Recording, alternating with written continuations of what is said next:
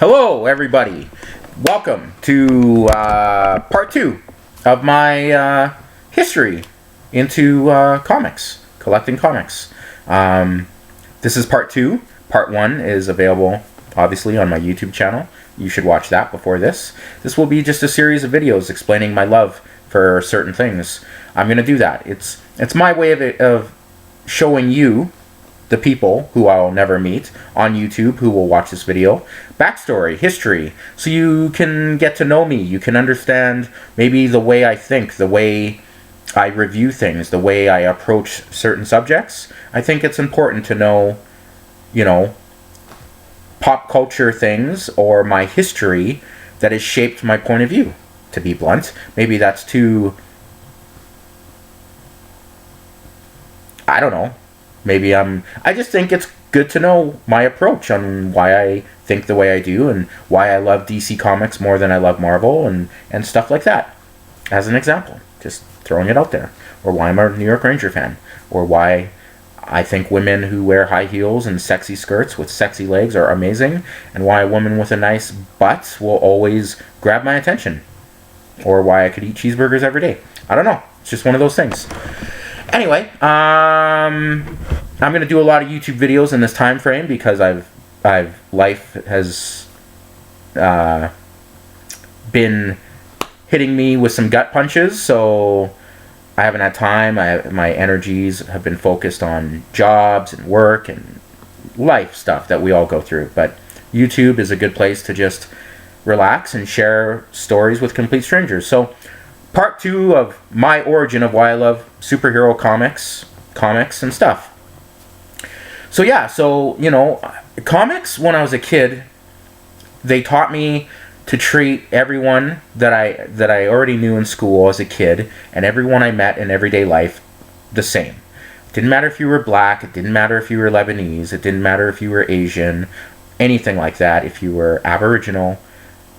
And comics helped shape my point of view on that because I read Green Lantern. Green Lantern was John Stewart, the black Green Lantern. I read Iron Man. James Rhodes was Iron Man at the time, pretending, while Tony Stark was in rehab because he was a drunk alcoholic fuck. DC had such good, strong, superheroes that weren't white. Black Lightning from Batman and the Outsiders, I'm pretty sure at the time, I could be wrong, and I'm sorry if I am, pretty sure when Martian Manhunter was in human form, he was black, but I could be wrong about that. Starfire, who was on the new Teen Titans, was an alien with orange skin, with a Playboy rocking body back then, that challenged how people viewed aliens, or, in the comic book world. Just things like that. Daredevil was blind, but he was a superhero. It just was awesome. I just think at that time, and I'm sure they still do, I would think, especially with racism and maybe transgender things, comics are a good way to teach children especially, but human beings of all ages, about acceptance and how here's a good way to treat someone who's different. Because in Marvel has the mutants. Mutants are looked down upon for the most part in the entire history of X-Men. They're feared. They're looked down upon. Discriminated against. There's things in comics that translate, that help shape little kids into teenagers, and teenagers into young adults, and adults into grown men. And I personally give a lot of credit to those comic books and shaping how I viewed people. Some of my best friends were always of different skin color. I had three. I lived in an apartment building one time on the bottom floor, and my neighbors were this family of Lebanese family, but there were three brothers. And I would eat at their house once a week, and I would always hang out with them. Fred, Lebby, and Pierre. Wow, I remember their names. Fred, Lebby, and Pierre. Those were their names. Wow. Going back old school in Edmonton. And I just I give comics a lot of credit for growing up not being a racist, for growing up not being afraid or hating people that are gay, being threatened by different cultures or different races. You know, I've always been someone, especially as I've gotten older. You have to do something to me for me to dislike you or not respect you. Like, I give everyone common courtesy. I'm on the street, I wave to people, I smile at people. Sometimes I smile back, sometimes I don't. That's just who I am. You have to wrong me before I get worked up about it. You know, I don't get scared walking down the street and if I see, you know. Anyway, it's about comics. But comics helped do that because I collected comics with black superheroes. The guy who got me into comics was a homosexual and proud of it. He was a proud gay man, and I didn't know what that meant when I was 13 years old and 12. But as I got older, I got to understand, oh, cool. Okay, you don't like women. Cool. Okay. You know?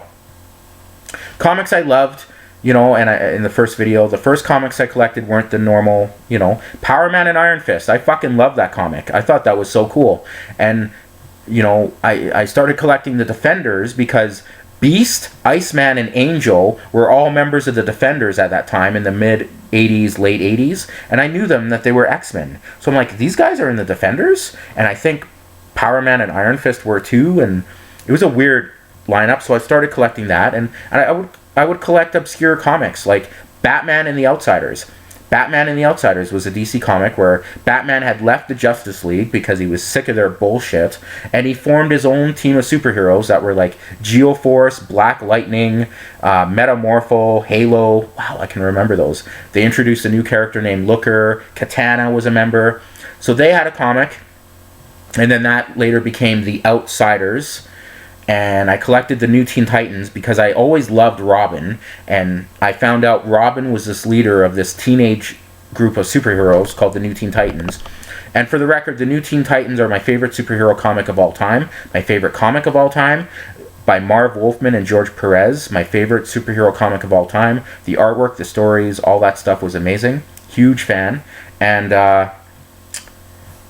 it just... all these comics, you know. I collected the West Coast Avengers with Hawkeye as the leader.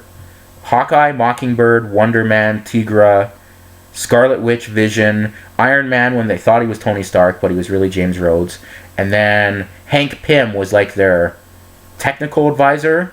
I collected that before I collected the main Avengers title. You know, I collected Infinity Incorporated, which before Crisis on Infinite Earths, Infinity Incorporated were all like the children of the Justice Society of America in DC's Earth 2, I think. Continuity. You know, it was just... I look back and I love that time when I was a kid collecting comics because, you know, I had a lot of friends and then had some hard times, and comics were always there for me. I you know, as soon as I was able to on my own, I'd go to Tumbleweed Books in Edmonton in the West End. Every week if I could, every Saturday I'd go there, spend like 2 hours in that store, look at comics, buy the comics I had saved in my file, and talk to the owners and talk to other kids that were there. And sometimes me and a couple of my friends would all go and take the bus and make our journey to Stony Plain Road in Edmonton and do that, and it was so awesome. And through junior high school and high school, I'd have friends that collected comics, and we'd go to different comic book stores, and you know, I had, you know, friends named Mike and Clint who were big comic book guys, and they introduced me to new comic book stores I never even heard of, like Warp One on White Ave, and then West Edmonton Mall had a comic book store back in the day. I mean, it still does, but above Fantasyland. There was this comic book store that was awesome. It was small, but it was just cool. And it just, I loved it. I really loved collecting comics, and I'm glad I still have a lot of them stored away somewhere. And through the years and decades, you know, I've come back to comics every now and then, but you know, now, like, ever since DC, it seems like DC and Marvel reboot the universe every couple years now. They go back to zeros, every issue's a zero, every issue's a number one again, and it kind of disconnects people, especially older people, people in their 30s, 40s, 50s. I can't even imagine how you still collect comics without wanting to kill people, or like I just, it would be so frustrating to me. But if you're new, if you're younger, or just into comics, that's what your reality is. But because I grew up with comics as a kid in the 80s, which I think is the greatest time of comics ever, 85 to 92, 93, it's hard for me to, there have been times, and they've sucked me in, like 2006, 2007, 2008. I collected comics for a good 3 or 4 years when I worked at Moxie's and had a different, me, Jason, Chris, even Colin, my friend Clint, who didn't work with us, but he was still involved. We all bought comics from this place in St. Albert that's still there, run by a very awesome gentleman named Roy. We bought comics from that place. We left Edmonton and would go to St. Albert and buy comics from this comic book store because this guy was so awesome. And this was in 2005, 6, 7, 8, that era. And, I got into the New 52 where they relaunched the universe, and, I did that for about 2 years. But I haven't bought a superhero comic really for the last few years, You get older, other things are more important. Obviously, life and, other things. But I love comics, and I look back collecting comics very fondly. And I just wanted to share, because there's got to be people out there who love superhero movies. Batman v Superman is coming out. I haven't seen Deadpool yet. I'm going to. I fucking hate Deadpool. That's a whole other conversation video. I just do, but I'm going to give it a fair shot. Batman v Superman, X-Men Apocalypse, Captain America Civil War, Teenage Mutant Ninja Turtles 2, Suicide Squad, Doctor Strange. Like, this is a great time. Daredevil Season 2 coming on Netflix. The fact that there's so many superhero shows on TV, Flash, Gotham, Legends of Tomorrow, Agents of S.H.I.E.L.D., which sucks, but whatever, it's still there. That's crazy. Arrow. It's crazy that there's that much superhero comic book related material that you can see on television or in movies. It's the golden age of where you can watch superhero stuff and it can reconnect you to your childhood memories. And I love that. I love getting nostalgic about stories that I read and things and the history. And even though Marvel reboots stuff and DC changes things, you remember those stories, you remember those connections and that history. And it sucks that comic books had to fuck it all up, and they do it every couple years, and then they wonder why no one buys comics anymore. I had no problem collecting. When I started collecting Uncanny X-Men, I think the first issue of Uncanny X-Men I ever bought was like 188. I didn't care. 188. First issue of New Teen Titans I bought as a kid was like 44. The first Detective Comics I ever bought was probably in the 300s or something. It didn't matter. It gave you a reason to buy back issues. So, new people take over stuff. It's like a new Apple update every fucking 6 months. It's one of those things where you're like, just leave it alone. Facebook updates all the time. Just leave it alone. Like, let people get attached to it. That's why comics were so special for a long time. You could collect a comic and go, oh, there's a history, there's a past. I want to buy these back issues. So I can't even imagine collecting comics now. It would hurt my heart too much, and I'd want to do stupid things and hurt myself or get mad. But I love the time I collected comics. I love those stories and those heroes and stuff. And that was just my random part 2 of my origin of collecting comics as a man, as a kid growing up in Edmonton, Alberta, Canada. And I just wanted to share that with you, with my subscribers, with anyone who watches this video.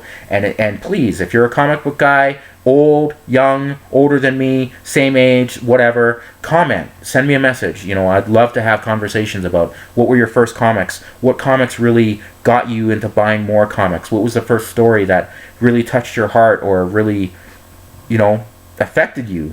Thank you very much. Comment, subscribe, like, follow me, whatever. Cheers, I appreciate you. This is part 2. Thank you for watching.